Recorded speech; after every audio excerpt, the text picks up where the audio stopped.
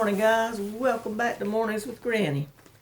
I was going to try to film outside today, but I went out there. The temperature is 72, but the humidity is through the roof. It is so hot and sticky. You go out and your clothes are just clinging to you, and you people who live in the South know this. But I wanted to film outside and give you a change of scenery, so to speak, but oh well. I wanted to show you what Barbara from Maryland sent. She sent 2 insulated shopping bags that are this print, and then, put that one down, 2 that are this print. Now, not only did she send for me, but she sent for me to share with my family. She sent 4 and told me to share with my family. That was so thoughtful. That was so sweet of you. And I found out, Barbara, you're the one that sent that t-shirt, the beach t-shirt. I couldn't find the name on it, and I kept looking and looking and looking, and I finally found it. Thank you. I enjoy that t-shirt. I love the saying on it. I will enjoy these bags. Always looking for an insulated bag, especially when Mom and I go to a different town shopping. Thank you. We will enjoy them. All right. Since I'm talking about bags, let's just talk about bug-out bags. Someone asked me, did I keep a bug-out bag? And I suggest that you keep a tote or a bag per person, like a backpack, because that's easier to carry. You can put it on your back. With at least 3 changes of clothes, any medicines you might need, and I had snacks in mine, like granola bars and so forth. I had wipes, a small first aid kit. I even had a small fishing kit in there and different things. You know, it's going to vary family to family.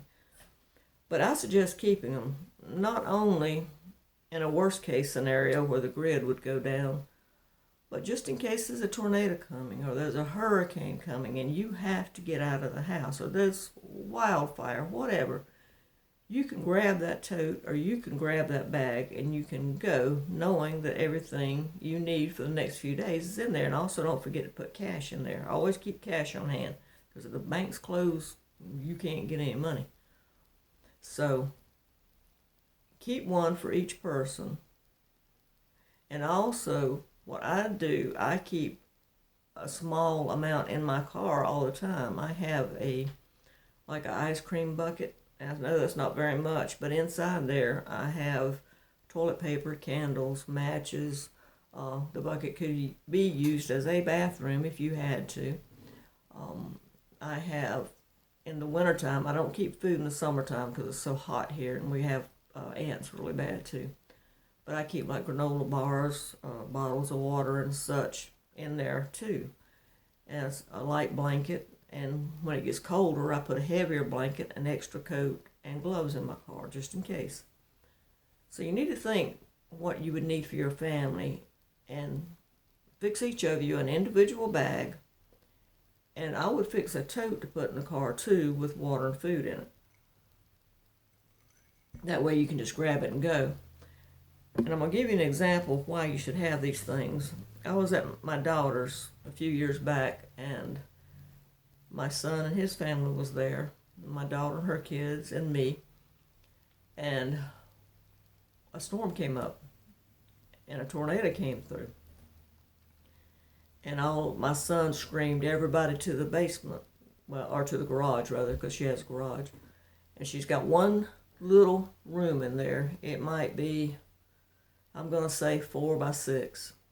And there was 5, 6, 7, 8, 9 of us in that little room under the stairwell.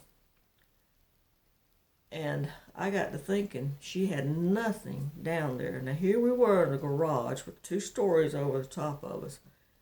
If something had happened and we were trapped in that room, we had absolutely nothing. I told her, it didn't last but a few minutes, and I told her when we come out of there, I said, you fix a tote and you put in that room. If you're going to use that for your escape plan or safe room, whatever you want to call it, you need a tote in that room. I said, you get a tote and you put a piece of paper tape to it, and you put bottles of water, food, blankets, a bucket for the bathroom, toilet paper, flashlights, batteries, so forth in that tote. Once a month, go down there and check everything, switch out the food, and put according to the season. I said, because if we had got stuck in that room, and she lives out in the country, there's no telling when we would have got any help. And we would have been stuck in that room. I mean, 5 of us were kids. So can you imagine being stuck in the dark with 5 kids, no food, no water, and it was hot. So I suggest you fix a tote.